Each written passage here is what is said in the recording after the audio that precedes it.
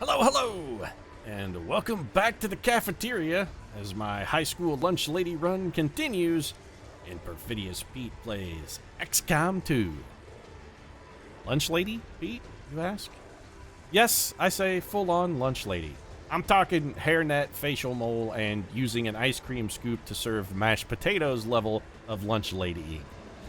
Because the last few episodes, man, they've been sloppy as hell. Sloppier than even the sauciest Sloppy Joe ever to grace the institutional brown lunchroom tray with its fluorescent orange ground beefy goodness. And here we are, once again, right smack dab in the middle of a Sloppy Joe level of slop. The only positive things I can say about the team's performance so far is that, one, nobody's dead yet, and two, Atlas King has been more on fire than the oily pan lunch lady Phyllis left unattended on the stove sophomore year that started the fire that burned down the gymnasium. My failures as commanders the last couple trips out of the barn have been numerous and egregious, and this is a disturbingly alarming trend for us to be carrying into the assault on the alien secret lair. I need a team at the top of their game, firing on all our cylinders, pitching shutouts, and instead, they're doing the opposite of the shutout thing and playing like the Cubs in September. And you may be saying, Pete, actually the Cubs are not only leading the division right now, they also have the best record in baseball and are heavily favored to win the World Series. To which my reply would be, yeah, it's also still June, so, don't want to close the book on that one before all of the book is written. Anyway, that's enough baseball stuff for now. The Cubs season is a little trying for me on a personal level because honestly, I don't like them because they win, and if they do finally win a World Series, I won't know how to feel anymore. But instead, let's grab our hairnet, mole, and ice cream scoop and get back to work finishing off this lunchroom serving because, hey, those mashed potatoes aren't going to put themselves on trays. Somebody's got to do it. So Atlas King can definitively get a kill for us on this codex, but that does sort of seem like a waste. We're definitely going to start things off conservatively with having old Master Chef Jake Busey come over here and just rapid fire this Archon. So if you would be so kind, Jake Busey, let's make this man not be alive anymore. Double 80%, I feel okay about this. 14 damage to the face, which means we can definitely confirm kills on everything that's left on the map. Never mind, the bringer of chutney has... Oh, you wasted all of that, Jake Busey. Look at that. You just made a mess, man. Just a mess. Chutney everywhere. I'm going. We're going to bring Jake Busey over to this corner cover. We know this is safe. And check out these pigeons, just boldly pigeoning where no pigeon has pigeoned before. These two pigeons are like, what, a secret alien facility? Some kind of weird fucking hissing, vaginal-looking beam shooting into the sky? Yeah, whatever. I'm cool with it. I'm just going to be over here chilling on this railing, slowly spinning in place. Are these pigeons or radar dishes? Look at them. They're like, woohoo, woohoo, woohoo. Oh, aircraft coming in. You know, if you pigeons are secret alien radar devices, why didn't you spot the Sky Ranger when it dropped us off? Explain that, pigeons. You got some splaining to do, pigeons. Was that an I Love Lucy reference? Yeah, I can't help myself. Watched a lot of I Love Lucy in syndication when I was a kid, because we only had like 4 channels on our television. Lived in a small rural area. We didn't have cable. And when I say we didn't have cable, I don't mean my family didn't have it. I mean it literally was not available. We had the patented just whatever the old antenna could pick up, which amounted to 3 channels most of the time, a 4th channel on a good day if the weather was right. We could pick up like a VHF station or a UHF station out of Kansas City. Sometimes if the weather was right. And those were the great days because that channel showed a lot of afternoon cartoons like G.I. Joe and Jen and He-Man and the Masters of the Universe. So on a good day, you got to watch that. On a bad day, you just went outside and dicked around and tried to find something to do to entertain yourself, take away from the horror of your own rural, boring existence. You want some more? Yeah, you chose to hit that shot, Steve. I'm here having childhood laments, trying to connect with the viewers on a fundamental personal level, and then you have to go on and do a thing like that to distract me? Yeah, crikey, Pete, it's just your tall tales about you growing up in a rural area. It's goddamn boring, Pete. I just don't care, mate. Just don't care. I just want you to shut up and make the pain go away. So we do still have another pod over here. Also, Steve, that was a very discourteous thing to say about my childhood. Don't mock my pain. I think we take our time, have everybody relax, rest, reload, try and re-energize and refocus. Specifically, the focusing is the important part of this particular scenario, guys. You gotta pull your shit together. Seems doable. looking ridiculous lately. You know, I don't want to drop a, not necessarily want to have to steal a little comedic humor and drop a Homestar Runner reference, but I'm going to do it. You guys are looking like Fagugu gods up in this mug. Just making ourselves look horrendous. Trying to see over there, trying to jack me, trying to play like you know me. Yeah, that's what I see. You should stop it. Also, you should stop interrupting my tales of my childhood. I mean, if you really want to you know me, if you want to know me, I mean, you gotta know all the ins and outs. It's a fundamental part of my being, man. Moving to Overwatch. So we're just gonna creep up. It's Long War style Overwatch creeping. Man, this fucking thing is really loud. The aliens should really issue hearing protection to everybody stationed at this facility. This isn't, I mean, we got some health and safety issues here, aliens. No problem. It's no wonder nobody heard us coming. Those aliens didn't spot us sneaking up on them. They're actually legitimately deafened by what's going on here. They've got irreparable hearing loss. I'm on it.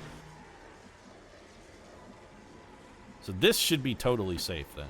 Unless there's aliens in this room, which, okay, good. I think there's just one more pod, and it's probably like a Codex and an Archon. If I'm gambling, and I am straight up gambling, everything I do is a gamble because I'm not smart.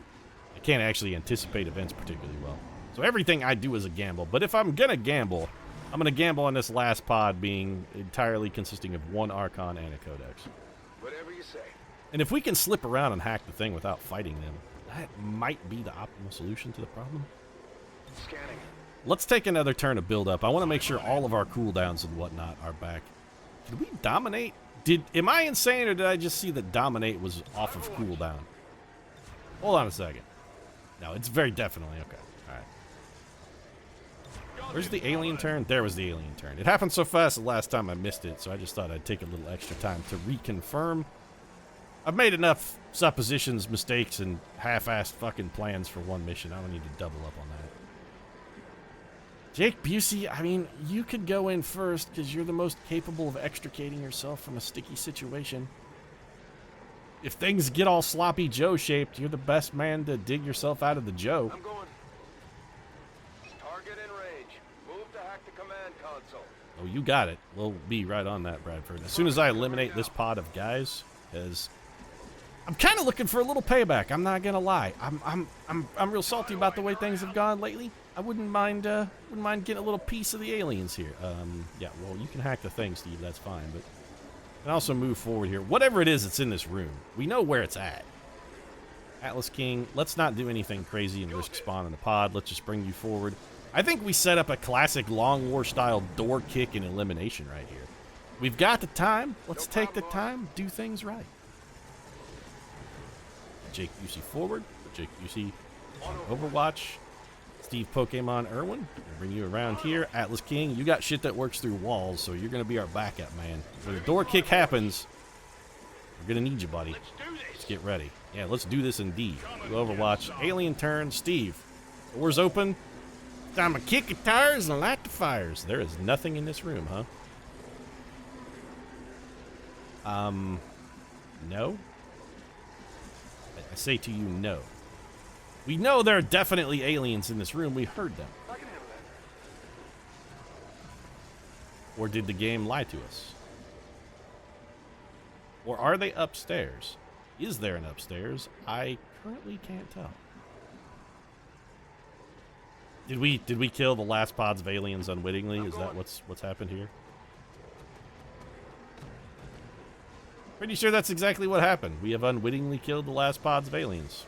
All right then. So Steve, can you stand in this tile? No, why not? What the shit?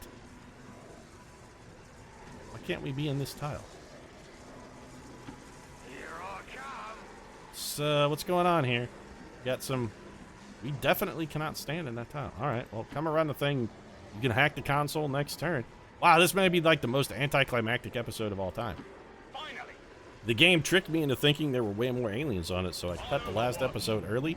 And again, our slop continues. It's just a different style of slop this time. XCOM just gotta take every fucking last miserable opportunity to drop some troll on me. A large supply cache. Well, that's what we need. Woohoo! Network control is hacked. So is this it? Seriously, this is the most anticlimactic episode of XCOM of all time. I'm disappointed in myself, and that's hard to do because I set my standards really low. We're in. Status confirmed. Actually, we're out. We have Specifically, control of Jake, the out of network mission. tower. The Wow, signal this is... going out. Alright. So Operation Shadowy Fist is complete. Soldiers are wounded. I'm very curious how long Jake Busey is going to be out of commission for. Because you can fight the final mission wounded. I'm not sure I'm hugely enthusiastic about taking Jake Busey into the final mission with anything other than the maximum amount of health. Wow, the vagina flower is splitting the sky asunder there. And off we go. So long, glorious, awful sunrise. Meeting limited resistance. At least Bradford's hair still looks Yes, good. it would appear the feedback pulse is having Dr. the Tigan's intended hair still effect. looks the same. Shen, status. Did it work? Advent assures us this breakthrough will be available to all citizens immediately. What We breakthrough go is that? live to the speaker for more. Oh, yeah. Forgot about this guy. For 20 years, we have put our trust in Advent. Yeah, you're about in to the get torn apart elders, again, dude, by a because rampaging we angry mob. believed a better When they future peel your skin is off and see the possible viper for that lies all. beneath, I gotta assume they're Today, gonna feel pretty betrayed. That trust, that belief has been rewarded. Oh, oh. Advent peacekeeping Secret messages. forces There they traveling are. across the world, Subliminal carrying messages. the greatest gift from the elders. Just like the subliminal message Adam Sandler planted in all of our minds about lunch ladies with his eponymous hit Lunch Lady Land from the album They're All Gonna This Laugh is at an You. end to disease, to decay. Yeah, Lunch Lady Land, great song. beginnings of Sloppy a Sloppy new Joe, tomorrow, Sloppy Joe. I mean, available I've got to Sloppy all Joes on of the brain. I us guess I must just be today. hungry. Do you think when Adam Sandler recorded They're All Gonna Humanity Laugh at finally You, takes you its think rightful that was place. like prophetic? Because at this point, we're all laughing at Adam Sandler, not with him anymore, right?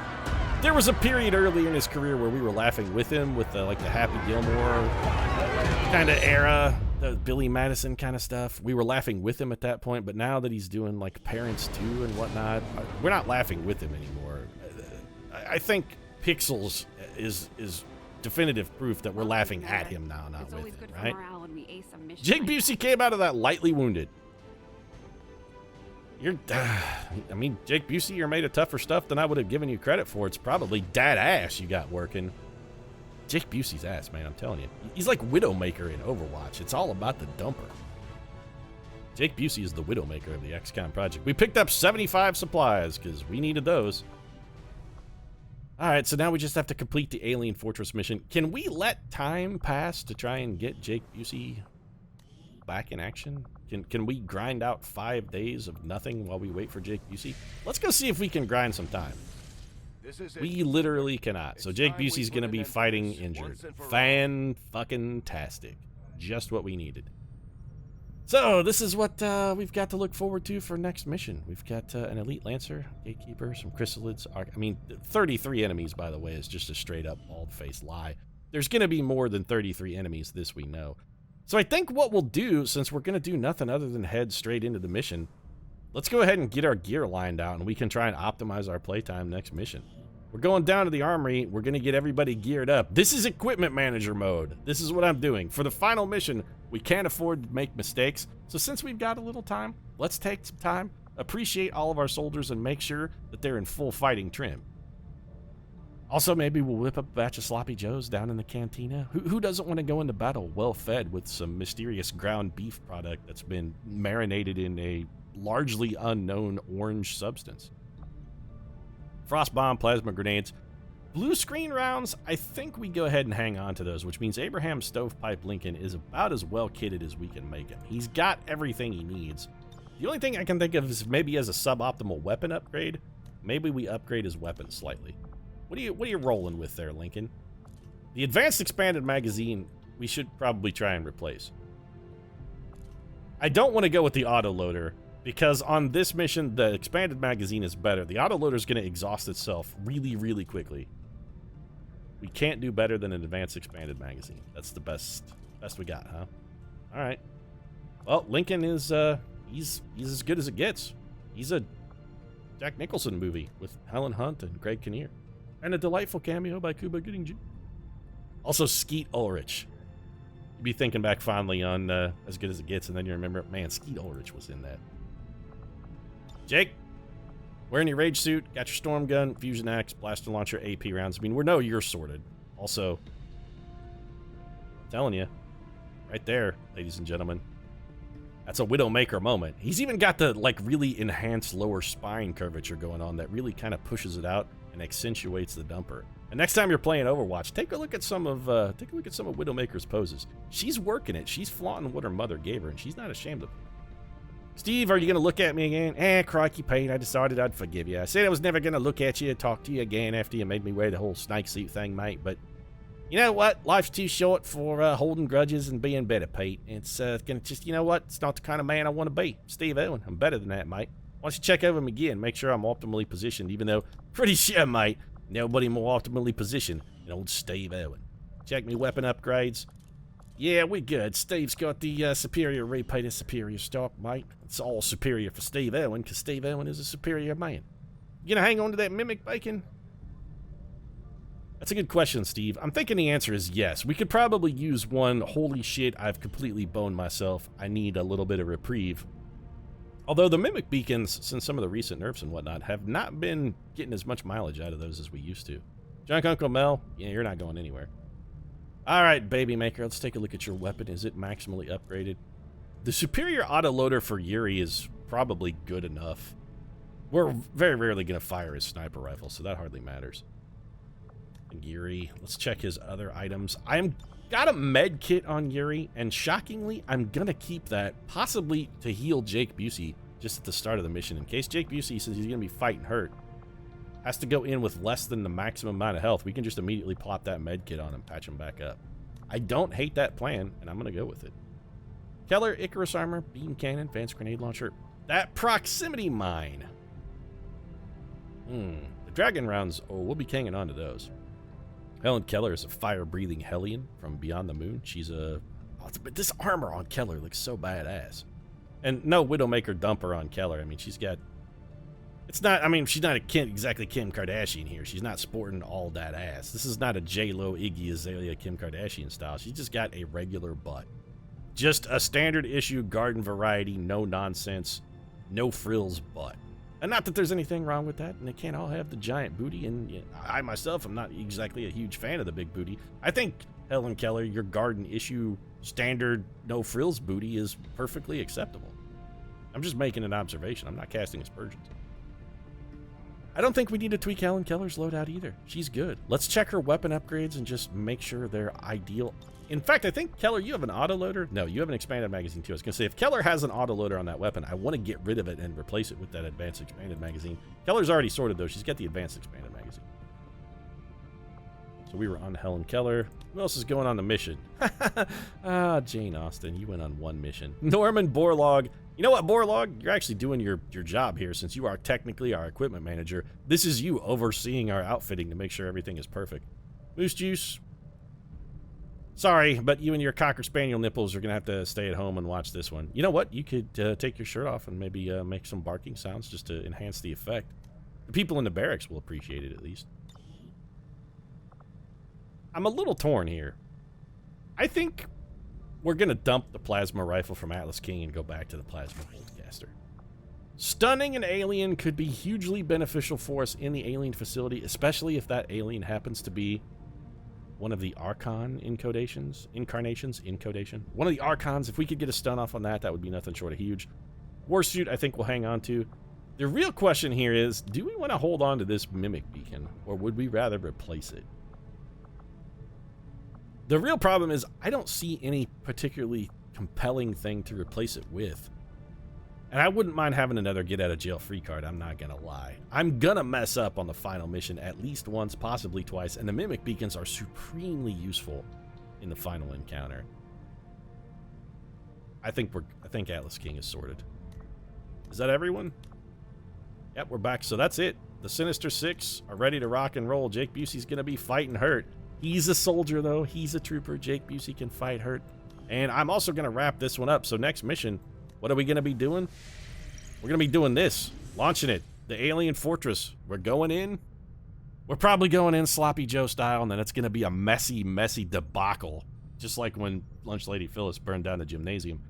It's gonna happen, but, you know, you can't cook a bunch of meals without starting a fire occasionally, and I think it's time that we start flicking matches at that open gas vent on the stovetop. Right now, though, I'm done. If you enjoyed the episode, feel free to drop a like down in the comment section. Of course, your support does really mean a lot to us. I apologize about the shortness of the episode. I thought there would be another pod of aliens for us to tangle with. Not tangle with Taylor Swift style, not, you know, gonna get all tangled up and be with her all night. Tangled up with you all night, burning it down. We're gonna be tangled up and possibly burning it down, but not the way Taylor Swift meant it. Anyway, if you enjoyed it, like, comment, subscribe, whatnot. Right now, thanks very much for watching. I'll see you again soon. From the bowels of an alien fortress. Probably shouldn't have said bowels, as that implies some maybe unfortunate rectal action. But yeah, you know what, aliens? If you take it into pooper, I'm not against that. I'll see you again soon.